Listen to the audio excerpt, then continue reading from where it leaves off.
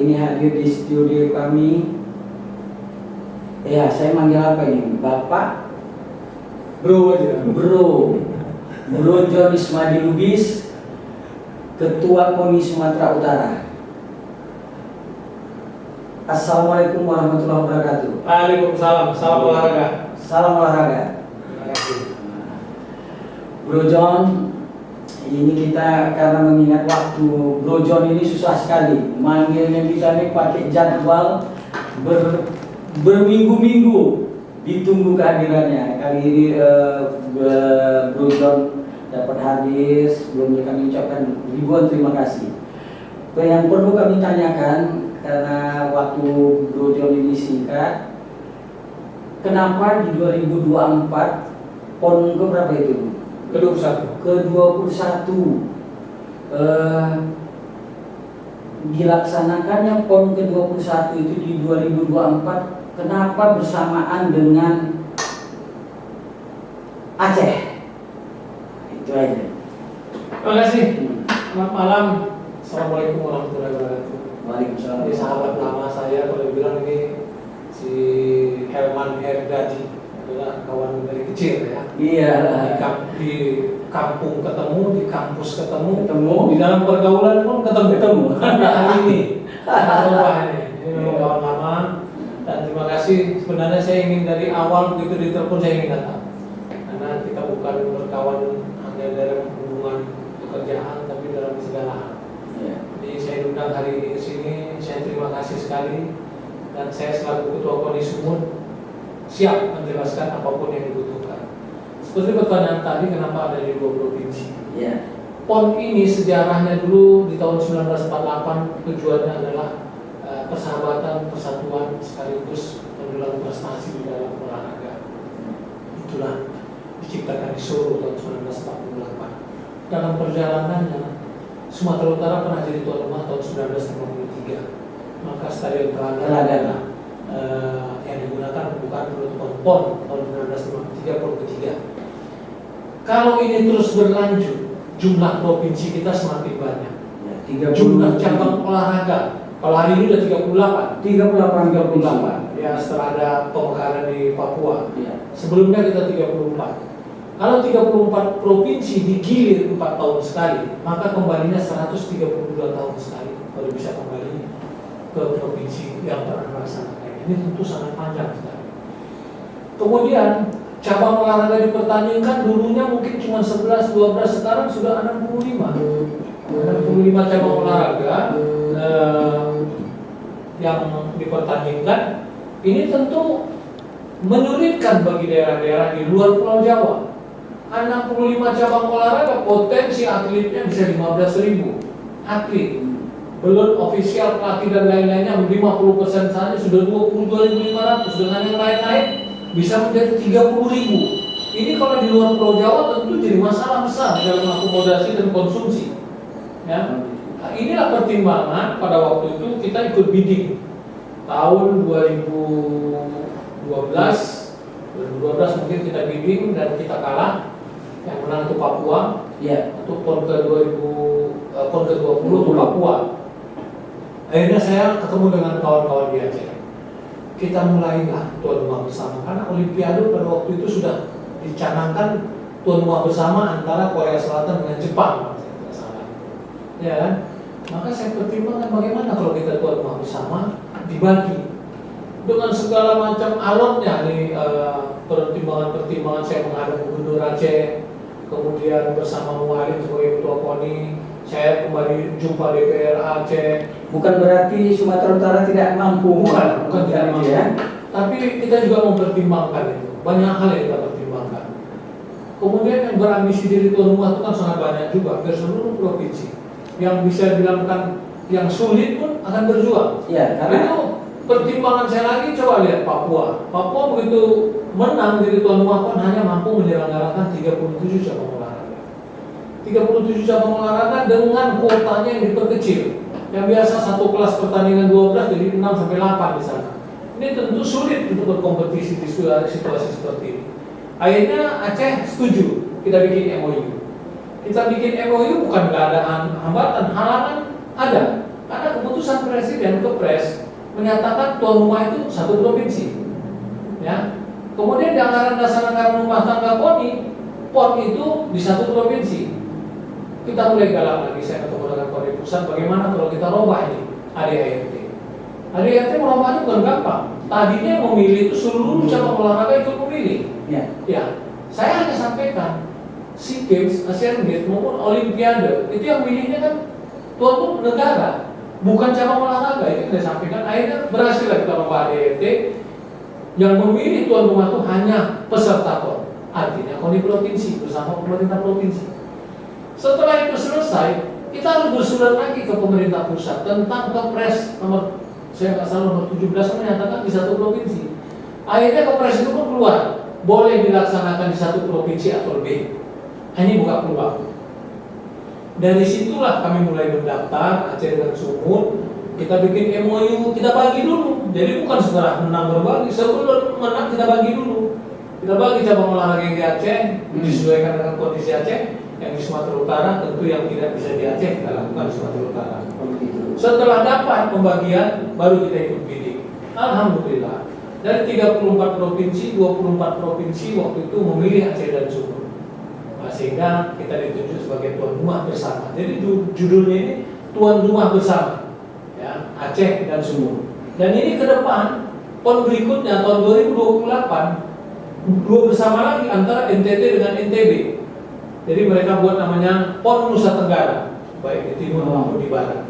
Nah, ini ke depan ini bisa terpenggal lah jadwal tadi. Jadi cara pembagian bidang-bidang olahraganya itu gimana? Kita sudah bagi duluan. Olahraga ini kan ada bela diri, ada akurasi, ada terukur, ada permainan. Kita mulai permainan, ayo karena Aceh mau sepak bola, udah Aceh pilih sepak bola. Saya pilih umpamanya waktu itu bola voli dan seterusnya begitu. Dan memang ini tidak ada perdebatan. Itulah dekatnya hubungan antara Aceh dengan Sumatera Utara karena kita memang bertetangga.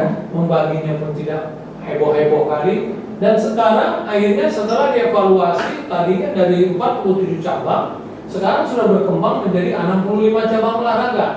63 di Aceh, 33 di Aceh, 34 di Sumut. Karena ada yang di Aceh, ada di Sumut. Contohnya sepak bola. Sepak bola di Aceh, sementara futsal dan sepak bola putri ada di Sumut. Nah, makanya 33 cabang di Aceh, 34 cabang olahraga di Sumatera Utara. Dan ini kita sudah sampai tahap, sekarang kita sudah punya logo, sudah punya maskot, dan sudah punya tagline. Tagline kita bersatu kita juara. Kemudian maskot kita Sumatera Utara, maskotnya adalah Matra, harimau Sumatera.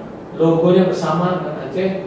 Dan insya Allah kita sudah soft launching, nanti kita akan grand launching Aceh dengan Sumut dengan KONI pusat. Begitunya.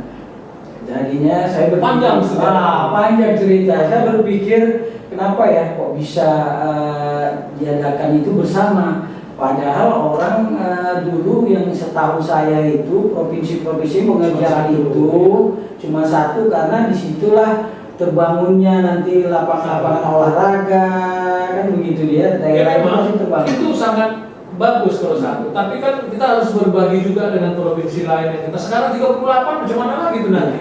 Bahkan saya mengusulkan kalau bisa kalau Sulawesi mau bikin PON namanya Celebes PON umpamanya. Seluruh provinsi di Sulawesi itu jadi tuan rumah, nggak dibagi-bagi. Nanti anggota KONI ini sekarang udah 70 cabang olahraga. Kalau udah 70 makin berat kan. Kalau 70 pesertanya atletnya 30.000, bagaimana menampungnya? Apakah di satu provinsi itu ada kamar sampai 15.000 kamar? Itu sulit mencarinya. Maka kita bagi dengan cara begini. Akhirnya pemerataan pembangunan juga ada. Itu ya. Kita ini dapat 34 kan nggak membangun 34 karena ada cabang olahraga yang bisa dimainkan di hotel, di gedung olahraga, di mana-mana bisa dimainkan. Tentunya yang kita bangun adalah sarana prasarana yang spesifik. Spesifik itu sepertinya lari dengan stadion Madia, kolam renang itu kan spesifik. Kalau yang lain karate bisa aja di hotel dibuat, bisa di gedung mana-mana dibuat.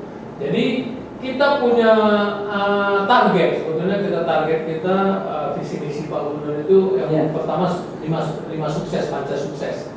Sukses penyelenggaraan, kemudian yang kedua sukses prestasi, naiklah peringkat kita kalau tuan rumah kan harusnya. Ketiga sukses pemberdayaan ekonomi rakyat, sukses pelaporan, yang kelima yang paling penting adalah sukses pemberdayaan sarana prasarana pasca PON. Jangan kita bangun habis PON terangkat. Biasanya nggak tahu kalau bangunan yang bagaimana di daerah-daerah PON sebelumnya. Apakah ada yang terlantar? Banyak, Pak, banyak sekali yang sarana prasarana dibangun begitu habis PON nggak dipakai. Nah, ini kan sayang, kita harus ada sukses pemanfaatan sarana prasarana pasca PON. Jadi kalau habis PON itu bisa dimanfaatkan. Kita umpamanya nanti ada membangun namanya Martial Art Building. Itu lossnya 50 kali 300 bisa dibagi 6 kotak menjadi 6 cabang. Tapi begitu tidak ada event olahraga itu dibuka kan bisa dipakai untuk pameran-pameran. Pameran otomotif, pameran kuliner, bisa juga pameran apa segala macam pameran bisa dibuat di situ, bisa menampung yang banyak. Jadi ini harus kita buat. Pak Gubernur mau membangun yang namanya sport center di Desa Senak, Kuala Namu. Ini nanti kalau dibangun hanya untuk olahraga tentu pemanfaatannya susah. Makanya Pak Gubernur berprinsip bagaimana ini menjadi sport tourism. Jadi mengkolaborasikan antara sport dengan tourism. Daerah itu digunakan nanti samping untuk olahraga juga untuk turis ya. Dan kan banyak cabang olahraga yang bisa dibuat juga untuk mengundang turis-turis asing. Cabang olahraga kayak ski air umpamanya. Itu di Danau Toba tentu bisa mengundang dari kawasan Asia Tenggara ini untuk ke sana. Apalagi kita kan berbatasan dekat dengan Malaysia, Singapura, Thailand, Brunei. Ya itu bisa kita manfaatkan. Nanti bila perlu kita buat nanti di sini pekan olahraga Selat Malaka. Mana tidak? Jadi semua yang di Selat Malaka kita bikin. Jadi semua sarananya dan kita bisa mengundang tamu-tamu asing juga. Jadi bukan berarti karena kegagalan PON 21 kemarin di Papua sedikit mendulang medali makanya dibuat bersama, bukan itu ya? Itu jauh sebelumnya. Bidding kita ini biddingnya terakhir itu 2018. Kita menang jadi tuan rumah itu diputuskan tahun 2018.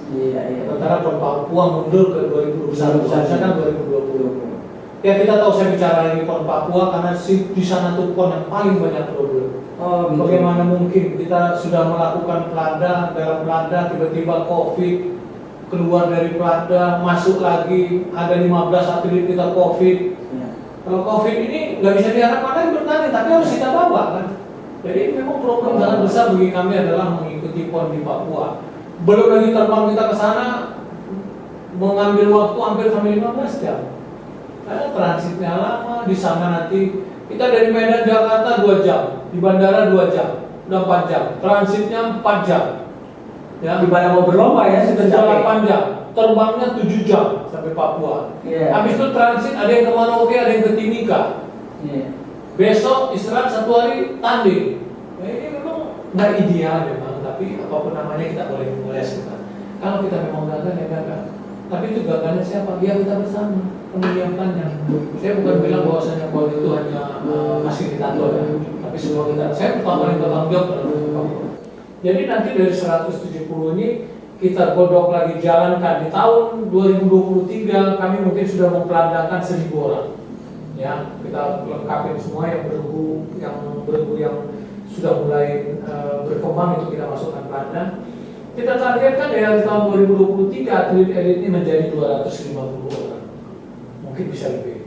Kemudian masuk tahun 2024 tahun PON itu. Ya, tahun PON. Dari awal yang 250 orang ini dari 1.000 tadi mungkin bisa berkembang nambah, tapi tetap patokannya adalah 250 dari 1.000 atlet ini adalah atlet elit yang kita siapkan untuk mendulang medali.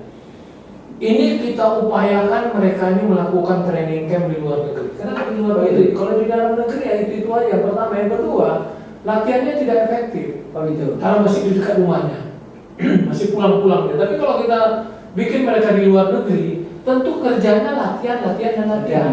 Ya ini bisa kita kontrol. Dari 250 ini, apabila kita bisa dapat 30% aja medali emas, berarti 75, itu belum berlaku ya, masih perorangan. Sudah 75 medali emas, itu kita sudah berada di ranking 45. Target akan tercapai dengan penyebaran medali yang sekarang sudah mulai